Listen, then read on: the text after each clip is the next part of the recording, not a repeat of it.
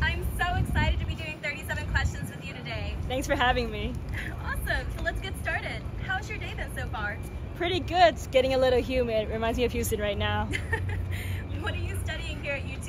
I'm a civil engineer and anthropology dual major here. Why'd you choose it? I started as an anthropology major and then I added on civil engineering because I kind of missed the analyzing and math part of the major. So, and also interested in buildings too. Nice. So what do you want to do with those degrees? I hope to do a little historical preservation, but mainly do structural infrastructure for space. Nice. Why did you decide to double major? I did it because, one, I kind of missed math, but then also it was for the community. Having both majors allows me to work both on my writing skills and also my analyzing skills too. I getcha. Do you have any long-term plans after college? I want to kind of do a little bit of both of my majors, but mainly end with working for the space industry, doing sustainable concrete, and also helping to build infrastructure for space. So why did you join TREL?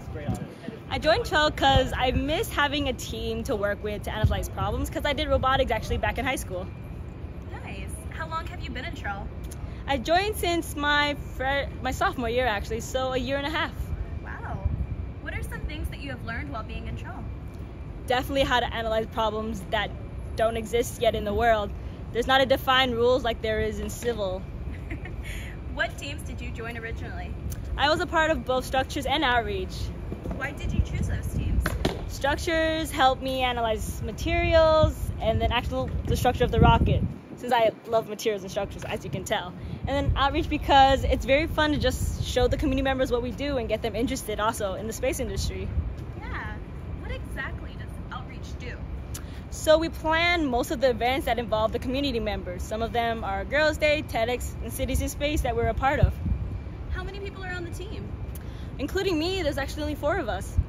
What does a typical workday look like for y'all?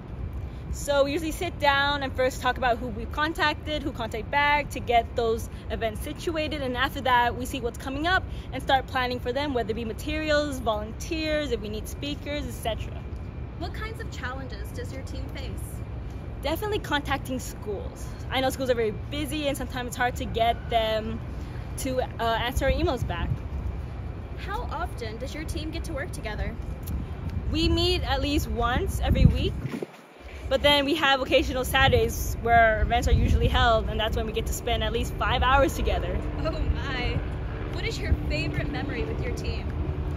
Ooh, I loved, I guess, part of Girls' Day, just sitting back and watching everything unfold. Of course, there were some challenging problems, but it was also nice and easy just watching volunteers work. We're talking to different students and just having fun all around.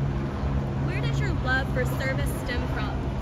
I would like to say actually back since elementary. I grew up in Thailand back then, and we also worked with other schools. We helped construct buildings from concrete, and just talking to different members. I guess it started from then.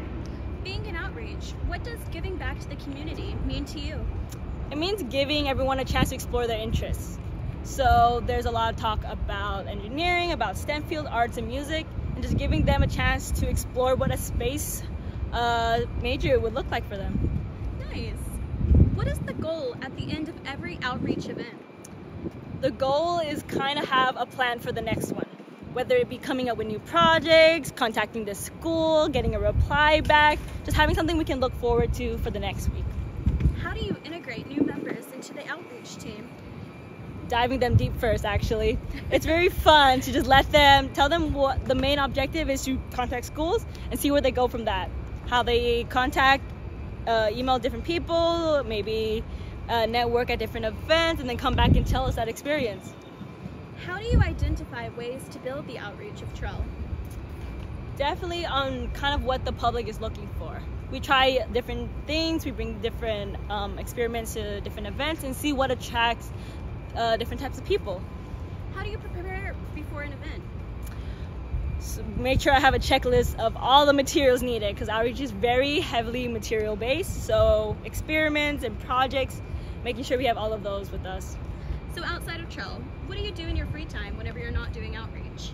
I'm actually part of Texas Taekwondo here, so I train with the team at least 3 times a week. Nice. How important is impacting the younger generation to TREL? I think it's very important because once we're gone from the university, once we're gone from college, they're the next generation coming after us. So just transferring that idea and transferring that love of spreading the word of TREL is very important. That's a good way to look at it.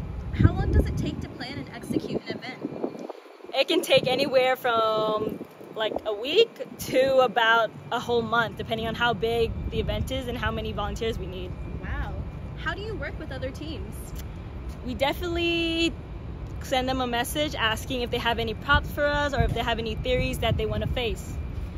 What has kept you in outreach for your duration in TREL so far? Seeing the smiles on children's faces when they do something fun, when they explore a new idea, and when they actually realize what it means to be an engineer. What is your favorite part about working with outreach? Definitely meeting various different peoples. We email a lot of different peoples every day and also meet with kids, and sharing that idea and sharing that interest is very rewarding. Nice. How long would you say does it take newly onboarded members to learn the ins and outs of your team? Very brief, actually. Usually a meeting or two, and then we get the hang of it. Nice. What do you expect out of new members? I expect them to be passionate about something. Usually we talk about and see what different people are interested in, and from that we form a way to get different outreach events based on those interests. What is your favorite TREL acronym? Ooh, I would say COPV, which is Composite Overwrap Pressure Vessels. Nice. What type of career path are you looking into for yourself? Definitely something structural based. How has outreach changed your perspective on your career? I definitely never want to forget where I came from and what made me love, which was various outreach events, attending events people held, and also now hosting them myself. I still want to do that as I grow up. Speaking of all the outreach events that you've been to, what has been your favorite one so far? Ooh, I would like to say it might be Cities in Space, but it's a close tie with everything I've done. Nice. How has TREL shaped your thinking since you've been in it? Ooh, it definitely made me learn a lot about the different components. It's not easy to just look at one side. There's different sides, different people to work with, and different problems every single day. All right, so last question.